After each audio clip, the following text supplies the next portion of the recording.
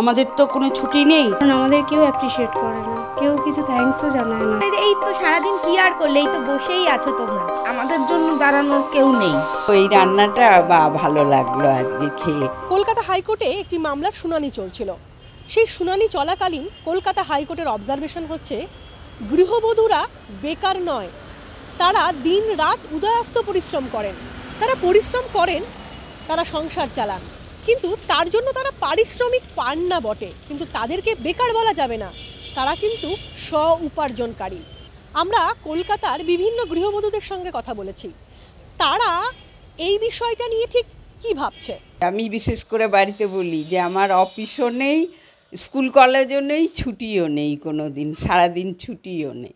আমাদের সে 15ই আগস্টই হোক, 26শে জানুয়ারি হোক, আমাদের সেই সকাল থেকে সন্ধ্যে রাত পর্যন্ত রোজের ডিউটি করতেই হবে। কারণ আমরা যে সকাল থেকে ঘুম থেকে উঠে করি, একদম ঘুমোতে যাওয়ার আগে অবধি কিন্তু আমরা কন্টিনিউ খেটে যাই। সে স্বামীর জন্য হোক, ছেলের জন্য হোক, ঘরের বাকি লোকেদের জন্য হোক, সবসময় করি। কিন্তু তারপরেও যদি আমরা 5 মিনিটও বসি, বলবে এই তো সারাদিন কি আর করলে, এই তো বসেই আছো তোমরা। সম্মান তো 100বারই দরকার, সম্মানটা আমাদের, তার সঙ্গে আমাদের ঘরের যে কাজ আমরা করি সেটাকে পয়সার সঙ্গে তার কম্প্যারিজন হয় না, বাট রেসপেক্টটা খুবই দরকার, সম্মান যে আমি সংসারের জন্য করছি। আমরা যে কাজটা করি ঘরে, সেটা সারাদিনই তো আমরা পুরোটাই সময় দিই। আমাদের তো কোনো ছুটি নেই, বা আমরা কোনো টাইমের গ্যাপও নেই যে টিফিন টাইম আছে কি, আমাদের 8টা 10টা কিছু ডিউটি নেই, আমাদের 24 ঘন্টার ডিউটি। এটা তো দেখবো যে আমরা তো সারাদিনই ঘরের কাজকর্ম করি, বেটা ছেলেদের সঙ্গে থাকি, কিন্তু আমাদের জন্য দাঁড়ানোর কেউ নেই। সেটা অবশ্যই চাইবো যে আমাদের জন্য পয়সা দিয়ে দেখতে হবে না, কিন্তু ওরা আমাদেরকে সাপোর্ট করুক, পুরোপুরিভাবে সাপোর্ট করুক যে আমরা ওদের জন্য করছি।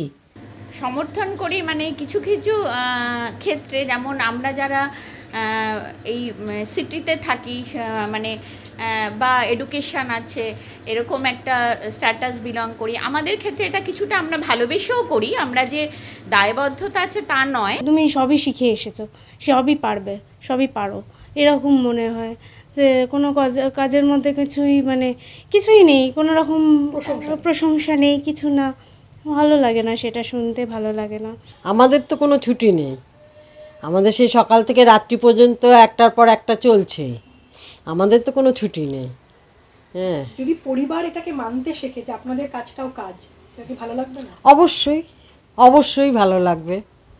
তারা যদি স্যাটিসফ্যাকশান হয়, সেটা তো আমাদের কাছে ওইটুকুনি একটু মুখের কথা বললো যে হ্যাঁ তোমরাও সারাদিন তো বাড়িতে এটা করছো, সেটার জন্য আমাদের অনেক ভালো লাগবে, অনেক শান্তি লাগবে। সবচেয়ে প্রথমেই ঘরের থেকে সেই জিনিসটা স্টার্ট হওয়া দরকার। নিজের স্বামী, নিজের বাবা, শ্বশুরমশাই, সবার থেকে সেই জিনিসটা, বাইরের থেকেও আগে ঘরে বলে একটা কথাই আছে যে চ্যারিটি বিগিনস অ্যাট হোম। ঘরে যে জিনিসটা যদি এটা গ্রো করে, তাহলে অটোমেটিকলি বাকি সবার মনের ভিতরে জিনিসটা অটোমেটিকলি চলেই যাবে।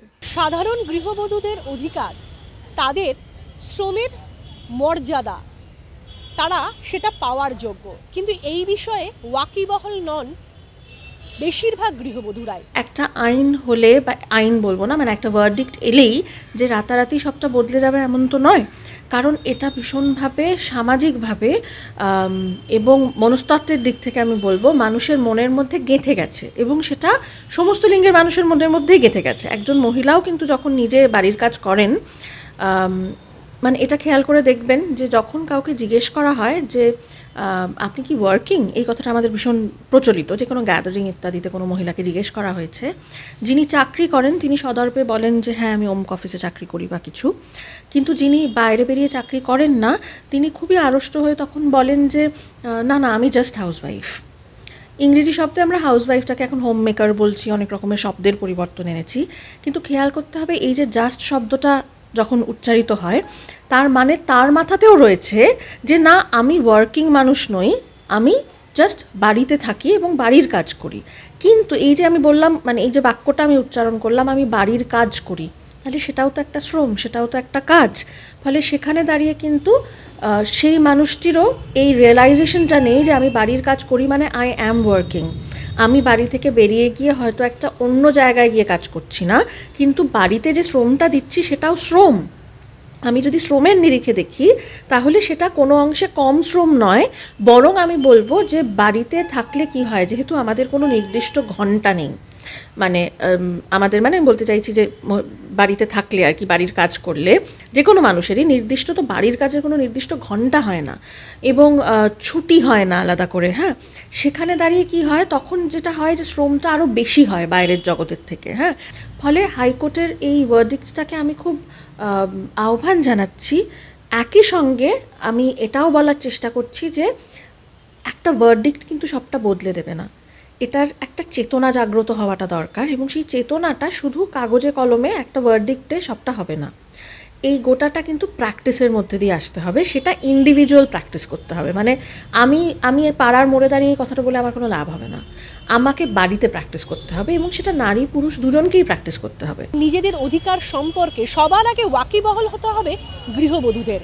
যদি তারা নিজেদের অধিকার সম্পর্কে ওয়াকিবহাল হয়, তবেই ভাবনা পাল্টাবে, তবেই সমাজ বদলাবে।